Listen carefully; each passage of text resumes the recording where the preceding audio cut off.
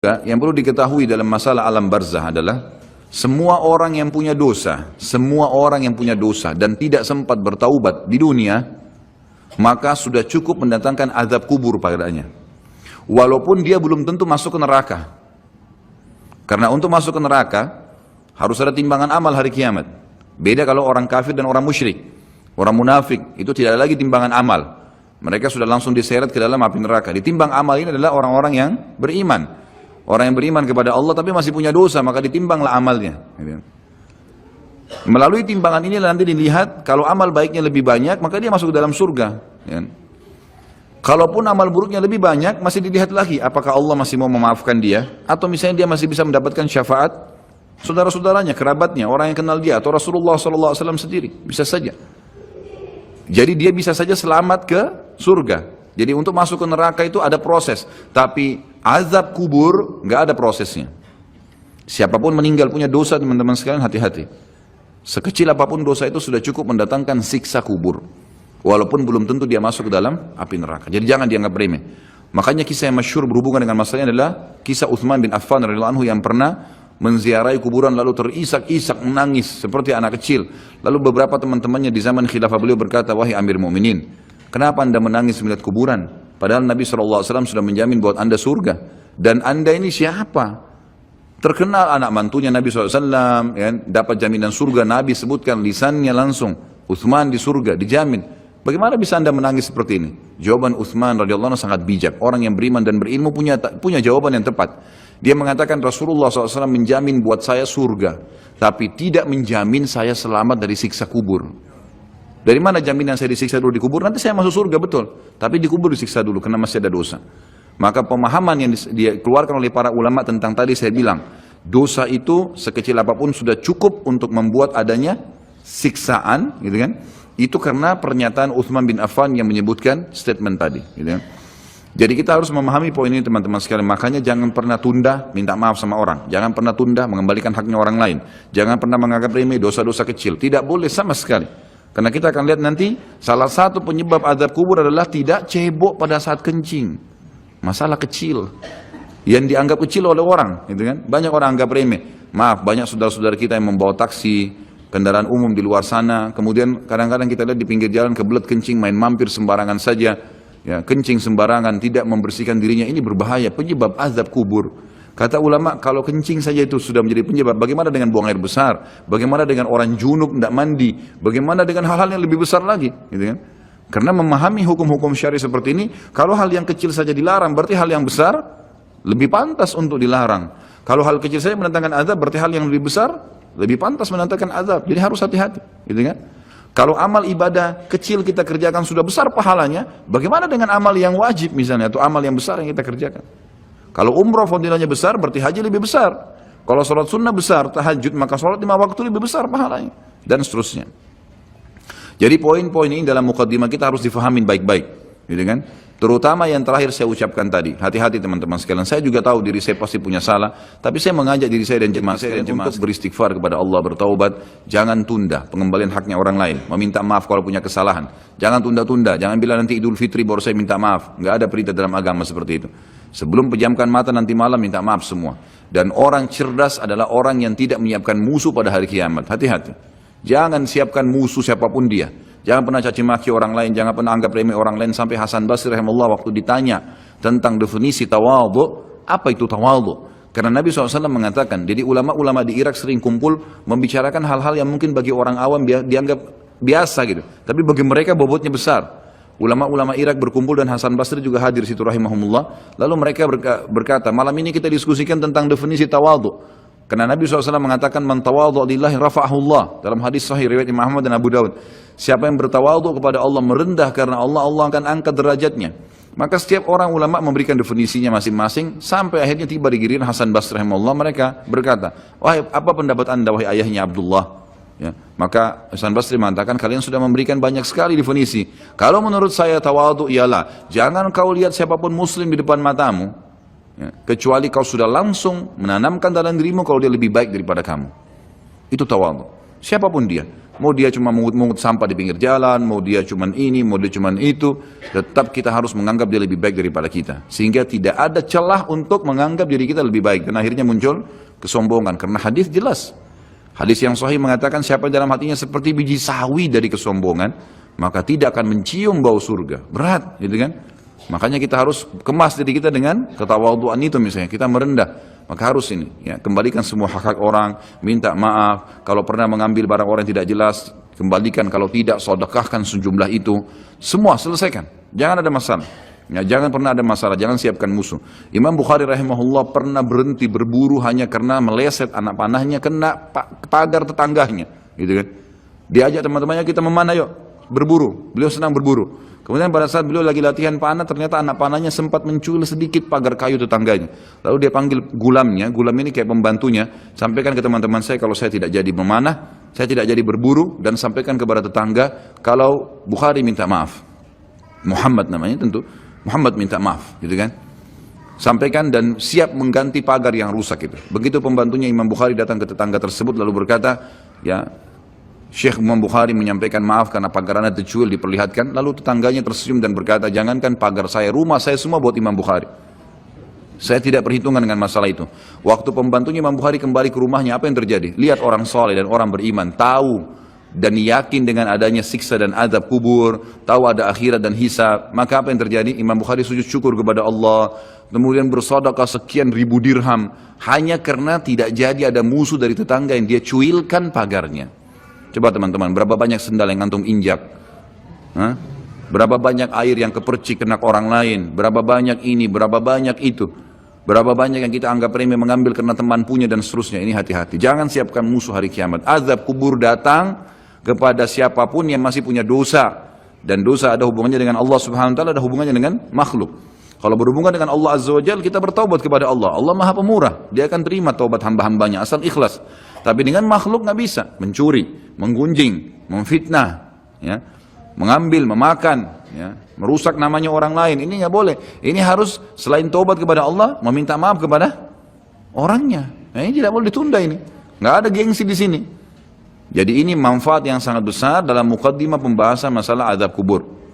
Kita dengarkan dalilnya. Dalil-dalil naqli secara wahyu disebutkan oleh Syekh Abu Bakar rahimahullah. Yang pertama, berita dari Allah subhanahu wa ta'ala tentang kenikmatan dan azab kubur. Seperti di dalam firman-Nya disebutkan, surah Al-Anfal ayat 50-51, A'udzu billahi minasyaitonir rajim, walau tara idh yatawaffal ladina kafarul malaikatu yadribuna wujuhahum wa adbarahum wa dhuqu adzabal hariq. Dzalika bima qaddamat aydikum wa anna Allah laisa bidzallamin lil 'abid.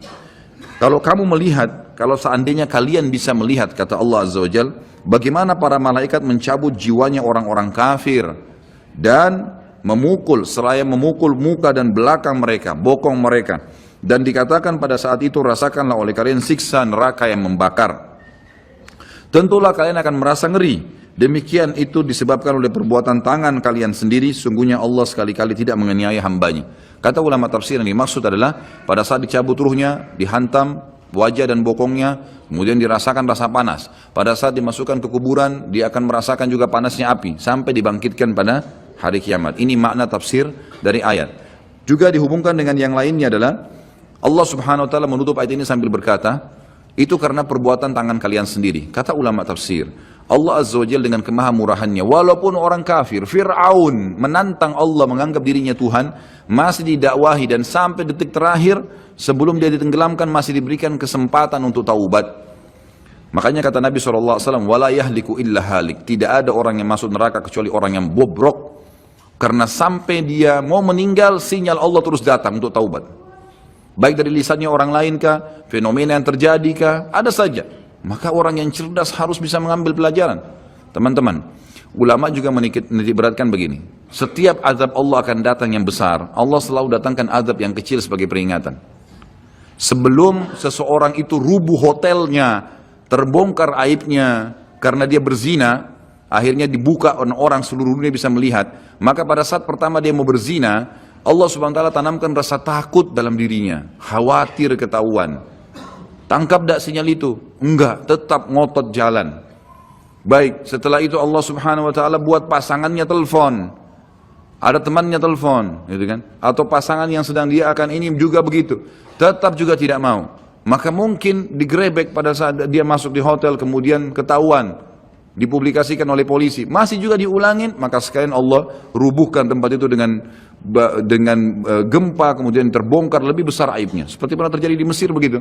Akhirnya rubuh sebuah hotel yang memang selalu dipakai untuk zina, dan banyak sekali, subhanallah, dengan hikmah Allah, orang-orang yang berzina meninggal sementara mereka lagi berzina dan tidak rusak badannya di hotel itu, sementara hotelnya hancur. Allah datangkan azab yang besar setelah datang tahapan-tahapan yang kecil. Harus sadar, Allah juga datangkan keimanan yang sangat besar setelah kita berusaha mendatangi iman-iman yang kecil, gitu kan? Berbuat dulu amal-amal saleh, nanti Allah akan datangkan keimanan. Terus kita jaga, akan datang keimanan yang besar sekalian, yang akhirnya kita sudah betul-betul siap untuk berkorban di jalan Allah Subhanahu wa taala. Jadi ini yang dimaksud dengan firman Allah tadi di penutupan ayat Al-Anfal ayat 51, itu adalah perbuatan tangan kalian sendiri. Sampai sebelum meninggal, sebenarnya kalian masih bisa selamat dari azab kubur, dari azab akhirat, dari siksaan malaikat dalam mencabut ruh, asal memang kalian dasarnya taubat. Kemudian firman Allah Subhanahu wa taala juga di dalam surah Al-An'am ayat 93 sampai 94. A'udzu billahi minasyaitonir rajim. Walau tara idz zalimuna fi gamaratil maut wal malaikatu basitu aydihim akhriju anfusakum al-yawma tujzauna 'adzabal huni bima kuntum taquluna 'ala Allahi ghairal haqqi wa kuntum an ayatihi tastakbirun. ولقد جئتمونا فرادا كما خلقناكم أول مرة وتركتم ما خولناكم وراء ظهوركم وما نرى معكم شفعاءكم الذين زعمتم أنهم فيكم شركاء لقد تقطع بينكم وضل عنكم ما كنتم تزعمون. Alangkah dahsyatnya sekiranya kalian bisa menyaksikan bagaimana orang-orang zalim. Zalim di sini kata ulama masuk kafir dan fasik. Fasik ini muslim, masih banyak dosanya, tidak sempat taubat. Kalau kalian bisa melihat bagaimana pada saat mereka berada dalam tekanan-tekanan sakaratil maut, proses dicabutnya ruh, sedang para malaikat memukul dengan tangannya sambil berkata, keluarkan nyawa kalian. Di hari itulah kalian akan dibalas dengan siksaan yang menghinakan. Siksaan mulai dari cambukan malaikat, masuk di alam barzakh, kemudian nanti di akhirat. Karena kamu selalu mengatakan terhadap Allah perkataan yang tidak benar, dan karena maksudnya setiap kali diingatkan ini Allah larang loh, nggak apa-apa, ini Allah perintahkan, ya sudah kamu aja yang kerjain. Selalu berkata yang tidak benar terhadap Allah. Dan juga kamu selalu menyombongkan diri terhadap ayat-ayatnya. Dan sesungguhnya kalian datang pada kami pada saat ini sendirian, sebagaimana kami ciptakan pada mulanya. Dan kalian tinggalkan di belakang kalian di dunia apa yang telah kami karuniakan kepada kalian, rumah, kendaraan, harta dan seterusnya, dan kami tiada melihat beserta kalian pemberi syafaat yang kalian anggap bahwa mereka itu sekutu-sekutu Allah di antara kalian. Mana teman-teman, mana patung yang disembah, mana jimat yang dipakai, mana jin yang sering dipanggil. Kata Allah, tidak ada mereka semuanya. Sungguh telah terputuslah pertalian antara kalian dan telah lenyaplah dari kalian apa yang dahulu kalian anggap sebagai sekutu Allah. Ayat ini menjelaskan kepada kita ada proses kematian dan pindahnya ke alam barzah. Kemudian surah At-Taubah ayat 101 berbunyi, a'udzubillahi minasyaitonirrajim. Sanu'adzibuhum marrataini thumma yuradduna ila 'adzabin 'adzim.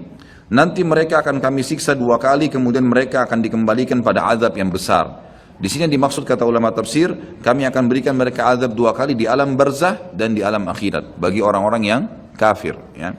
Ini berarti penyebutan ada 2 kali siksa, di alam kubur ada siksa dan juga ada di akhirat nanti.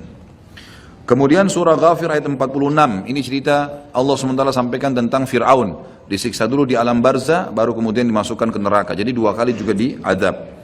A'udzu billahi minasyaitonir rajim. An-naru yu'raduna 'alaiha ghuduwan wa 'ashiyya wa yauma taqumus sa'atu adkhilu ala fir'auna ashaddal 'adzab. Kepada mereka ditampakkan neraka pada pagi dan petang di kuburannya. Dan pada hari terjadinya kiamat dikatakan kepada malaikat, masukkanlah keluarga Fir'aun dan kaumnya ke dalam azab yang sangat keras. Kata ulama tafsir, makna ayat ini jelas akan ada azab alam barzah, ya, dan juga ada azab akhirat bagi Fir'aun atau orang yang kafir. Bagi orang-orang yang beriman, Allah Subhanahu wa taala akan memudahkan mereka menjawab pertanyaan malaikat di kuburan. Dan itu Allah sebutkan dalam surah Ibrahim ayat 27. Berarti ada proses di alam barzah. Kalau tadi orang-orang kafir dan fasik itu tersiksa, maka ini adalah orang-orang beriman bisa menjawab pertanyaan. Kata Allah Subhanahu wa taala, "A'udzubillahi minasyaitonir rajim. Yutsabbitullahu alladhina amanu bil qawli tsabiti fil hayatid dunya wa fil akhirah wa yudhillullahu adh-dhalimin wa yaf'alullahu ma yasha'." Allah meneguhkan iman orang-orang yang beriman dengan ucapan yang teguh di dalam kehidupan dunia dan di akhirat. Kata ulama tafsir, kehidupan dunia adalah orang-orang beriman kalau pelajari agamanya, setiap kali ditanya kenapa kamu sholat, kenapa kamu puasa, kenapa kamu jujur, kenapa kamu begini, maka dia bisa menjawabnya di dunia dan di akhirat. Kata ulama tafsir, akhirat adalah pertanyaan malaikat di kuburan dan juga nanti pada saat ditimbangan amal hari kiamat. Dan Allah menyesatkan orang-orang zalim dan berbuat apa yang dia kehendaki. Maksudnya orang-orang zalim tidak bisa menjawab pertanyaan malaikat di dalam kuburan. Ini semua ayat-ayat Al-Quran yang menjelaskan tentang adanya azab atau alam barzah, ada azab dan ada nikmatnya. Kita dengarkan hadis Nabi SAW. Poin kedua dalam kitab kita ini adalah informasi Rasulullah SAW mengenai hal itu. Seperti dalam sabdahnya, "Innal abda idza wudi'a fi qabrihi wa tawalla anhu ashabu wa innahu la yasma'u qara'ani 'alaihim atahu malakani fayaqidani fayaqulani lahu ma kunta taqulu fi hadzal rajul li Muhammadin sallallahu alaihi wasallam fa ammal mu'minu fayaqul asyhadu annahu abdullahi wa rasuluhu fayuqalu lahu unzur ila maq'adika minan nari qad ab'adaka Allah bihi maq'adan qad abdalaka Allah bihi maq'adan minal jannati fayarahuma jami'a wa ammal munafiqu awal kafiru fayaqulani lahu ma kunta taqulu fi hadzal rajul fayaqulu la adri kuntu aqulu ma yaqulu an-nas fayuqalu lahu la daraita wa la talait ويضرب بمطارق من حديد ضربة فيصيح صيحة يسمعها من يليه من غير الثقلين. Sesungguhnya seorang manusia apabila telah diletakkan di dalam kuburnya dan ditinggalkan oleh para pengantarnya, sesungguhnya ia masih mendengar bunyi gesekan sendal mereka. Lalu ia didatangi oleh dua malaikat, kemudian dua malaikat itu mendudukkannya dan berkata kepadanya, "Bagaimana menurut keyakinanmu tentang laki-laki itu?" Yang dimaksud adalah Nabi Muhammad SAW. Maka seseorang mukmin akan menjawab, "Aku bersaksi bahwasanya dia adalah hamba dan utusan Allah." Lalu dikatakan kepada mayat tersebut, "Lihatlah tempat dudukmu dari neraka telah diganti oleh Allah dengan tempat duduk dari surga." Sisi mayit pun melihat kedua tempat tersebut. Adapun terhadap orang munafik atau orang kafir, maka kedua malaikat akan bertanya kepadanya, "Bagaimana menurut keyakinanmu tentang laki-laki itu?" Maksudnya Nabi Muhammad SAW. Maka ia akan menjawab, "Aku tidak tahu. Aku mengikuti apa yang diyakini banyak orang." Lalu dikatakan kepadanya, "Kamu tidak tahu dan juga tidak mengikutinya." Sambil dipukul satu kali dengan palu yang terbuat dari besi, sehingga ia berteriak keras dan dapat didengar oleh semua makhluk kecuali jin dan manusia. Hadis ini riwayat Imam Bukhari.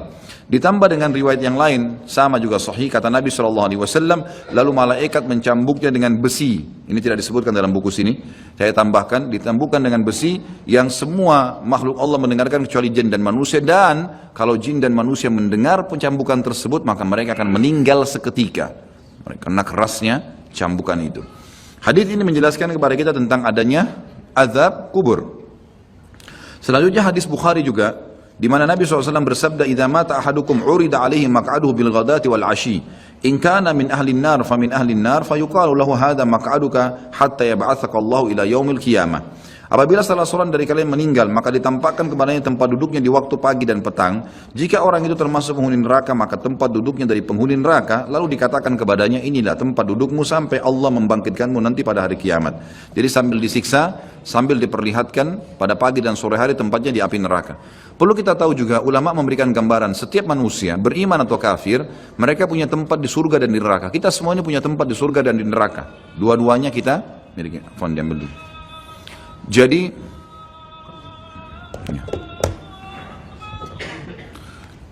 kita semua ini punya tempat di surga dan di neraka. Punya tempat di surga dan di neraka. Kalau seseorang mukmin meninggal dunia, maka tempatnya di surga ditempati oleh dia dan tempat di neraka diberikan kepada orang kafir. Kalau dia meninggal dalam keadaan kafir, atau dia munafik, atau dia musyrik, kekal di api neraka, maka dia akan mendapatkan tempat yang di neraka dan tempat yang di surga diberikan kepada orang-orang yang beriman. Karena hadis ini menjelaskan kepada kita, tempatnya diberikan yang di neraka misalnya, tempatnya diberikan yang di surga, gitu kan, diberikan, maka diberikan kepada dia tempat yang layak dia dapatkan. Kalau dia beriman tapi masih punya dosa, layak masuk neraka dulu, maka dia akan tempati tempatnya di neraka. Setelah dosanya bersih baru dia masuk ke dalam surganya. Seperti itu memahami makna daripada hadis tadi.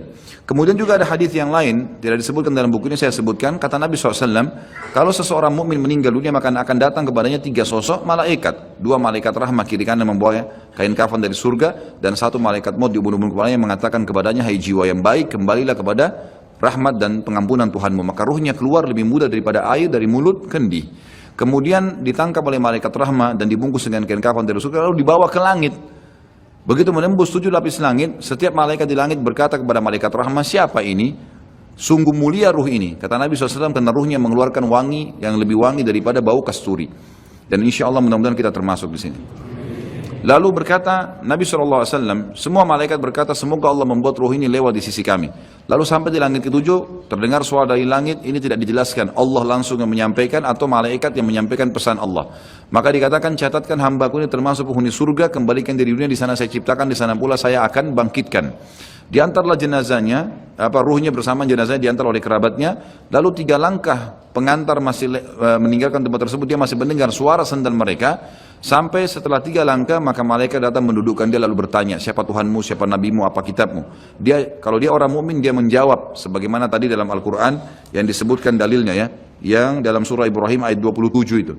Kata Nabi SAW, kalau kalian mau bacalah ayat itu, yuthabbitullahu alladhina amanu bil qawli tsabit fil hayatid dunya wa fil akhirah. Al-ayah. Allah akan tetapkan di lisan orang-orang beriman untuk menjawab pertanyaan di dunia dan juga di akhirat. Akhirat termasuk alam barzah.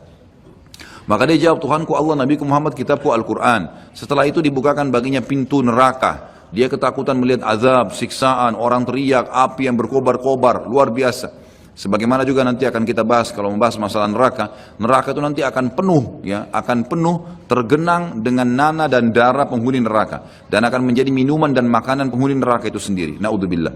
Maka dia ketakutan. Lalu kata malaikat, lihatlah dari apa Allah selamatkan dirimu. Dulu kau bisa masuk sini. Tapi karena kau patuh, kau beriman, beramal soleh, kau selamat. Ditutup, dibuka pintu surga, dayang-dayang, permadani, istana, buah-buahan. Dia kagum, kata malaikat, ini tempat kau sekarang. Maka dia pun berdoa mengatakan, ya Allah cepatkan waktu karena aku ingin masuk ke dalam surgaku. Lalu kemudian datang di sebelahnya orang yang tampan, bajunya bersih, badannya wangi. Lalu dia kagum mengatakan, siapa kamu ini? Kata dia, saya amal baik yang akan menemani kau sampai hari kiamat. Salat Anda, ini hadir di majelis ilmu seperti ini, puasa, sedekah, bakti dengan orang tua, kerjakan saja itu sampai mati, insya Allah akan menemani kita di kuburan. Lalu kemudian, ya dia ditemani oleh amal tersebut, lalu Allah SWT berfirman, kata Nabi SAW, lalu Allah berfirman berkata kepada para malaikat, lapangkan kuburan hambaku ini seluas pandangan matanya, dan ya bukalah jalannya supaya dia bisa lihat tempatnya di surga, karena dia belum bisa masuk setiap pagi dan petang hari. Lalu jadilah kuburannya taman dari taman surga, gitu. Kemudian sebaliknya kalau orang fasik atau orang kafir, fasik orang yang banyak dosanya, tidak sempat taubat tadi, dan orang kafir, prosesnya sama, datang malaikat maut di ubun-ubun kepalanya dan 2 malaikat kiri kanan azab, penyiksa bawa kain kafan dari neraka. Lalu malaikat maut berkata, hai jiwa yang busuk, keluar kepada murka Tuhanmu. Maka dia berserakan di tubuhnya, nggak mau keluar. Malaikat pun menarik dengan keras sambil berkata, kau pasti akan keluar. Maka ditariklah dengan keras seperti bulu domba yang dibasahkan, dililitkan di pohon berduri, lalu ditarik dengan keras sehingga berantakan bulu domba itu. Lalu dibungkus dengan kain kafan dari neraka, dibawa ke langit. Baru di langit pertama semua malaikat nolak, tidak ada yang mau menerimanya. Sambil berkata kepada malaikat azab, ruhnya siapa ini? Sungguh buruk ruh ini. Kata Nabi SAW, karena ruh itu mengeluarkan bau yang lebih busuk daripada bau bangkai. Lalu kemudian, ya, kata Nabi SAW, terdengar suara dari langit, Allah berfirman, catatkan hambaku ini termasuk penghuni neraka. Kembalikan dia di dunia, di sana saya ciptakan, di sana pula saya akan bangkitkan. Dikembalikan bersamaan jasadnya diantar oleh kerabatnya.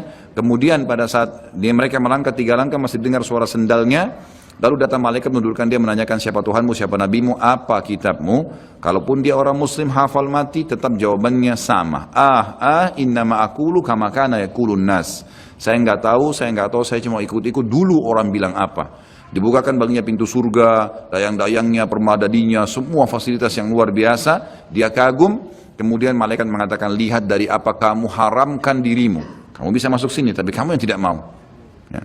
Lalu ditutup, dibuka pintu neraka, azab, teriak-teriak orang yang disiksa. Lalu dia ketakutan, kata malaikat, ini tempat kamu sekarang, tidak bisa kamu lari darinya. Maka dia berdoa mengatakan, ya Allah jangan cepatkan waktu karena aku tidak ingin masuk ke dalam nerakaku. Datang di sebelahnya orang yang tampangnya buruk, badannya tidak baik, menakutkan. Lalu dia mengatakan, siapa kamu ini? Dia mengatakan, saya amal buruknya yang menemani kau sampai hari kiamat. Zinahnya, dustanya, ribanya, durhaka dengan orang tua, ini semua perbuatan buruk. Harus taubat, kalau tidak akan menemani di kuburan. Naudzubillah. Lalu kemudian kata Nabi SAW menuturkan hadis Bukhari, Allah mengutus kepadanya malaikat yang tidak punya pendengaran dan penglihatan, yang membawa besi, sebuah besi. Kalau besi itu seluruh jin dan manusia bersatu untuk membalikkan saja, mereka tidak akan mampu. Lalu dihantamkan ke orang ini sampai dia hancur, kemudian diulangi lagi, begitu terus sampai hari kiamat. Riwayat lain mengatakan juga, riwayat Bukhari penutupannya, Allah subhanahu wa ta'ala membuat dinding kuburannya menjepit sampai tulang rusuknya seperti ini, kemudian diulangi lagi. Ulama hadis menggabungkan kedua hadis, berkata dia sambil dipukul sambil dijepit, hancur, diulangi lagi, begitu terus sampai hari kiamat. Jadi ini na'udzubillah azab kubur yang sudah disampaikan oleh Nabi SAW. Bersyukurlah teman-teman, kita sudah tahu dari sekarang, ya tinggal bagaimana menjaganya. Nabi SAW dalam hadis yang lain riwayat Bukhari juga selalu berdoa agar dijauhkan dari kuburan. Sebagaimana doa sebelum salam, Allahumma inni a'udzubika min adabil qabri wa min adabin nari wa min fitnatil mahya wal mamati wa min fitnatil masihid dajjal. Ya Allah, sungguhnya aku berlindung kepadamu dari adab kubur, dari adab neraka, dari cobaan fitnah kehidupan dan kematian, serta dari fitnah masihid dajjal. Dalil terakhir kita baca, baru kemudian azan, adalah saat Nabi SAW melewati dua kuburan. Di dalam hadis Bukhari juga beliau bersabda, lewati kuburan tersebut, innahuma yu'adzabani wa ma yu'adzabani min kabir. Kedua penghuni kuburan ini sedang disiksa, dan mereka disiksa bukan pada hal yang dianggap besar oleh manusia. Thumma qala bala amma ahaduhuma. Lalu beliau berkata, sebenarnya itu bisa dikategorikan dosa besar. Kalau salah seorang dari mereka, fakana yas'a bin namima, karena suka mengadu domba, wa ammal akharu fakana la yastatiru min bauli, yang satunya lagi tidak bersuci pada saat dia sedang kencing. Yang terakhir dalil nakli adalah poin ketiga, berimannya jutaan para ulama, orang-orang soleh dan orang-orang mukmin dari umat Nabi Muhammad SAW dan umat-umat yang lain kepada adanya azab kubur dan kenikmatannya serta segala apa yang diriwayatkan berkenaan dengannya. Silakan azan dulu, insyaallah baru kita lanjutkan. Atau kiamat mempunyai konsekuensi iman kepada adanya azab dan kenikmatan kubur. Kalau kita sudah bahas di pasal-pasal sebelumnya, beriman kepada Allah di 4 pasal, dan beriman kepada malaikat-malaikat di pasal ke-5, kemudian terus beriman kepada kitab-kitab, maka ini ada juga beriman kepada hari kemudian yang sudah kita bahas sebelumnya. Ini semua memiliki konsekuensi juga sama, adanya beriman kepada azab dan kenikmatan kubur serta segala yang berkenaan dengannya. Sebab semua masalah itu termasuk masalah gaib, maka barang siapa beriman kepada sebagiannya, maka secara akal sehat ia wajib dan harus beriman kepada sebagian yang lain. Ini secara akal. Yang kedua, masalah azab kubur atau kenikmatannya atau apa saja yang terjadi di dalamnya, seperti pertanyaan kedua malaikat, bukan hal yang dinafikan oleh akal atau dianggap tidak mungkin. Bahkan sebaliknya, akal sehat pasti membenarkannya dan memberikan kesaksian akan kebenarannya. Artinya tidak ada sesuatu yang membuat orang menolaknya. Ya, karena itu bisa ditangkap. Bagi orang beriman, dia bisa menangkapnya. Karena banyak hal-hal yang tidak kelihatan dengan mata itu bisa ya ada, seperti perasaan manusia. Juga nanti akan beliau titik beratkan. Poin ketiga secara akal, menguatkan poin kedua adalah orang yang tidur kadang bermimpi tentang sesuatu yang membahagiakannya. Membahagiakannya, ia merasakannya dan menikmati pengaruh pada jiwanya. Hal ini, ia akan bersedih dan prihatin jika ia terbangun di saat sedang asyik bermimpi. Sebagaimana ia juga kadang bermimpi tentang sesuatu yang ia tidak suka dan ia merasa terganggu. Di mana ketika ia terbangun, ia bersyukur kepada orang yang membangunkannya. Kalaulah ada seseorang yang membangunkan di saat ia sedang merasakan kenikmatan atau merasa terganggu di dalam tidurnya yang benar-benar sedang terjadi pada jiwanya, bahkan ia terpengaruh dengannya, padahal itu adalah hal yang tidak dapat diketahui dengan mata atau tidak kelihatan dengan mata telanjang dan tidak dapat kita saksikan secara kasat mata dan tidak pula ada seorang yang mengingkarinya. Maka bagaimana azab kubur dan kenikmatannya diingkari padahal ia sangat mirip dengan mimpi? Atau kesimpulannya adalah, ini sebagai penutup poin ketiga terakhir, adalah kata para ulama, orang yang hidup di dunia pada saat dia meninggal seperti orang yang bangun dari tidur. Jadi pada saat dia tiba-tiba melihat malaikat maut datang, maka seperti orang yang tidur kaget. Disitulah dia melihat kehidupan yang sebenarnya. Malaikat datang mencabut ruhnya, semua fakta yang disampaikan secara wahyu dia akan lihat. Dan semenjak itu dia akan menghadapi kehidupan yang abadi, tidak ada lagi kematian, karena mati cuman satu kali. Jadi seperti orang yang baru bangun tidur dan akhirnya dia kaget.